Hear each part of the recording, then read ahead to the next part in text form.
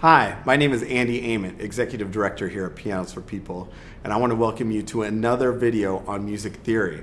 Today we're going to be talking about minor scales and digging really deep into the natural minor.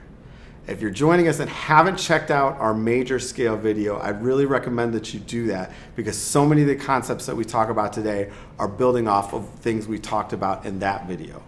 And once again, we're talking about natural minor and minor scales today. We're going to be covering what minor scales are, and I do mean multiple minor scales. We're going to be talking about the three main types of minor scales. We're going to be talking about how to build a natural minor scale from its relative major. We're going to be talking about the natural minor scale pattern. And finally, we're going to talk about how to build a natural minor scale using the circle of fifths or circle of fourths. Now, before we dive into the natural minor scale, we need to remember what scales are. Remember, in our major scale video, we talked about a scale as being an ordered sequence of notes that divides an octave and provides the foundation for both melody and harmony. Unlike with a major key, where we really only deal with one main scale, in minor keys we deal with three types of scales. These scales developed over time to encapsulate the different sounds we experience in minor. First, we have our natural minor, which we're going to talk about today. We have our harmonic minor and our melodic minor. Those second two we'll deal with another day. The big thing to keep in mind, though, is the defining characteristic of minor, which is the third degree of the scale. In major, we're used to this sound. In minor, that third is lowered. And that is the same across all of our different kinds of minor scales. To dig even deeper into natural minor scales, I've got a friend with me today, one of our great teachers here at Pianists for People. Please welcome Mr. Marvin Smith. Thanks, Andy, and I'm glad to be here in discussion about the minor scales. There are three types of minor scales. However, for the sake of this discussion, we'll be dealing with the natural minor scale. Why the natural minor scale? Well, let's talk about how it is a relative of the major scale. If something or someone is a relative or is relative to something else, that means that they both share common identities. In this case of the natural minor scale, it uses the same key signature as the major scale. And also, historically, the minor scales were the first that were used in such things as Gregorian chant. Now, let's look at the natural minor scale in relationship to its major scale. If we're in the key of C, and then we count up to the sixth scale degree, that puts us on A, and that's the relative minor in C major. So, if we want to build a natural minor scale on A minor, it would be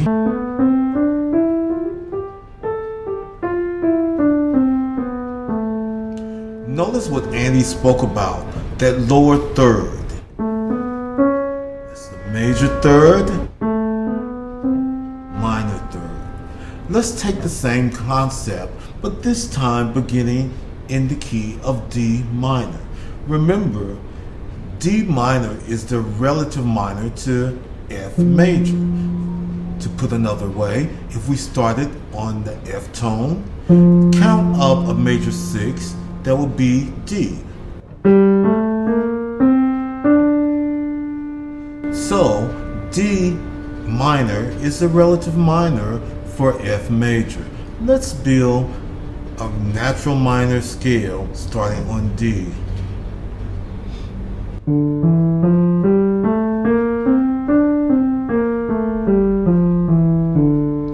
You may ask, why did I play the B flat?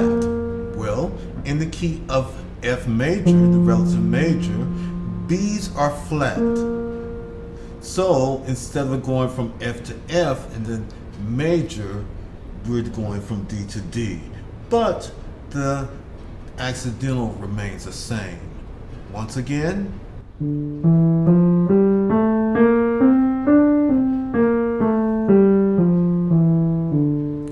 One more example. Let's talk about the G minor. Remember, we spoke about the relative major of G minor, which is B flat. If we're in the key of B flat, and by the way, the key of B flat uses two flats, the B flat and the E flat.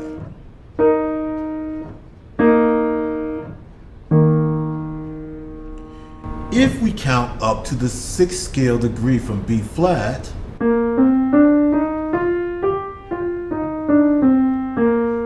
we see that we land on G. So we see that G minor is a relative minor of B flat major.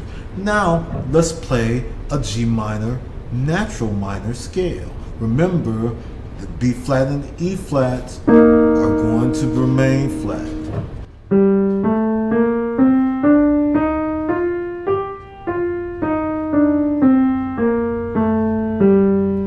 Once again.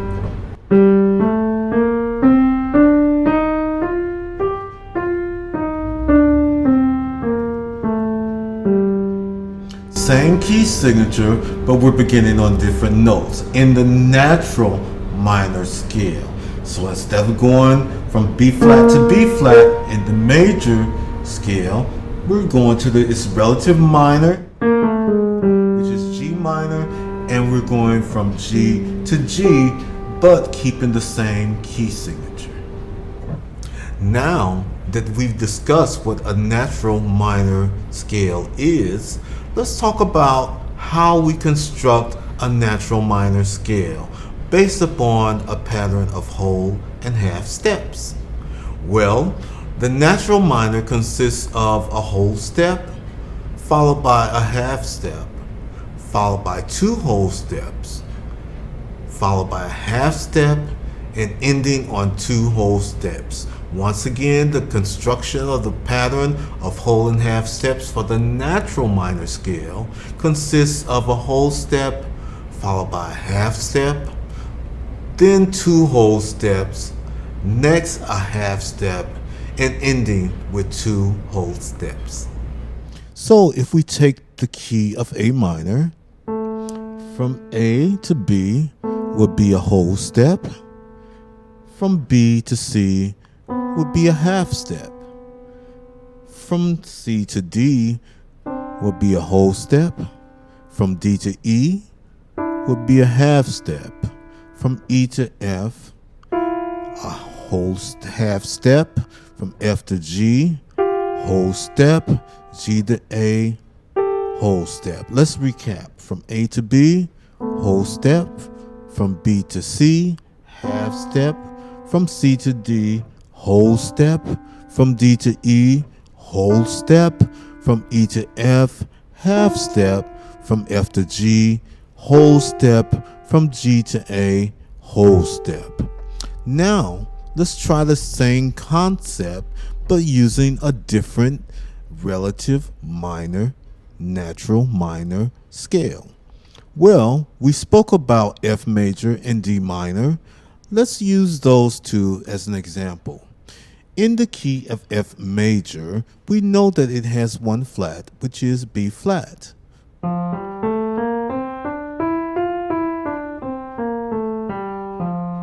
We also know to find the relative minor for F major, we count up 6 scale degrees.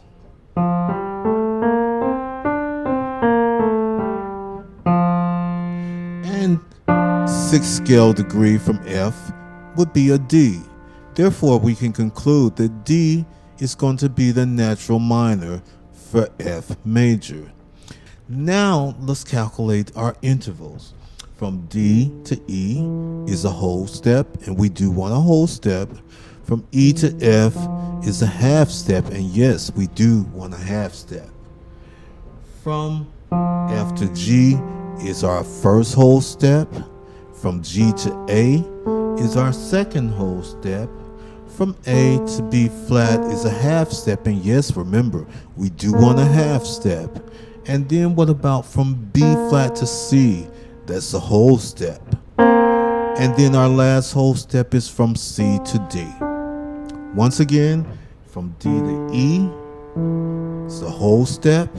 E to F, half step. From F to G, whole step. From G to A, whole step. From A to B flat, half step.